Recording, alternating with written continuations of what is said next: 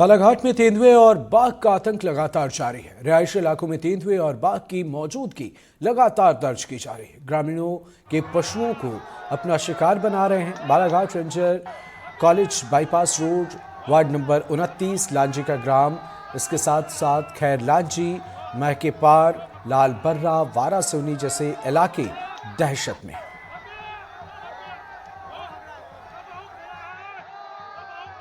मेरा मानना ये है कि जैसे फॉरेस्ट वालों से इतने साल से हम लोग नदे आ रहे हैं, आज 20-25 साल हो गए हमको, हम बचपन से आ रहे हैं, लेकिन हमको आज तक कभी इस टाइप का कोई जानवर देखने में तो नहीं आया है। लेकिन जैसा फॉरेस्ट वाले बोल रहे हैं या उनके किसी कर्मचारी ने सुबह देखा है, तो हो भी सकता है क्योंकि जंगल का एरिया है। फिर भी लोग और टहलने आ रहे हैं तो क्या कहेंगे? टहलने आ रहे हैं तो मेरा ये मानना है कि लोग थोड़ा सा सतर्कता बरतें, क्योंकि जंगली जानवर है, कभी कुछ कह नहीं सकते कहाँ से आ जाए।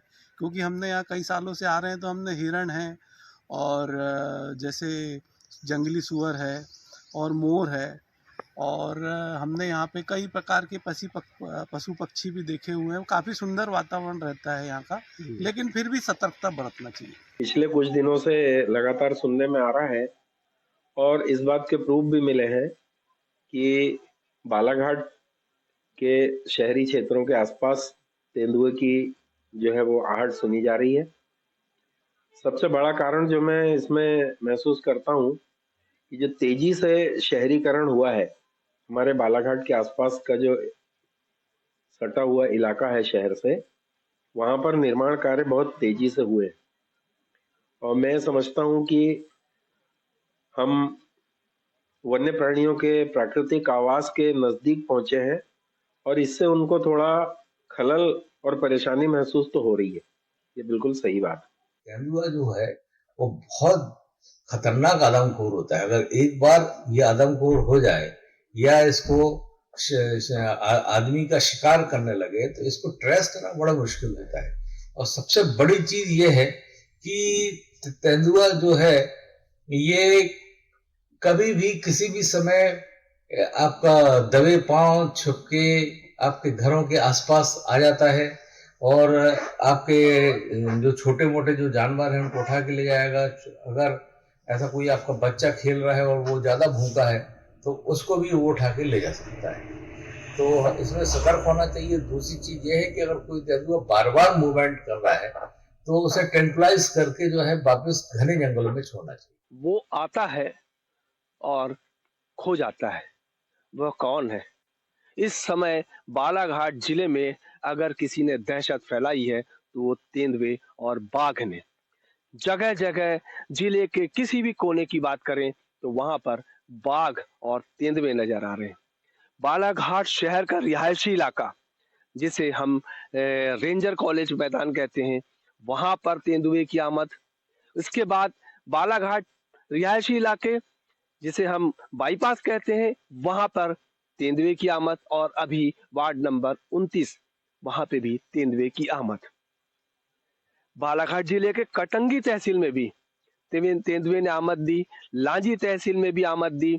ऐसे विभिन्न क्षेत्रों में तेंदुए की आमद दिखाई पड़ी। अब प्रश्न ये उठता है कि ये तेंदुए एकाएक कैसे बाहर आ रहे हैं और बाघ ये सब बाहर क्यों आ रहे हैं? एक विचारणीय प्रश्न है, इसे सोचना जरूरी है। कारण यह है, या हम इसे जानने के लिए विभिन्न क्षेत्रों में गए और वहां पे देखा ये तेंदुए आते हैं और फिर खो जाते हैं। हम मनुष्य जैसे जैसे जंगल की ओर बढ़ रहा है, वैसे वैसे तेंदुआ या कहे हम जानवर शहर की ओर बढ़ रहा है। या इनकी ज्यादा जनसंख्या भी हो सकती है, जनसंख्या बढ़ने का भी एक कारण हो सकता है। दूसरा कारण यह है कि अगर विकास हो रहा है तो वहीं जंगलों का विनाश हो रहा है।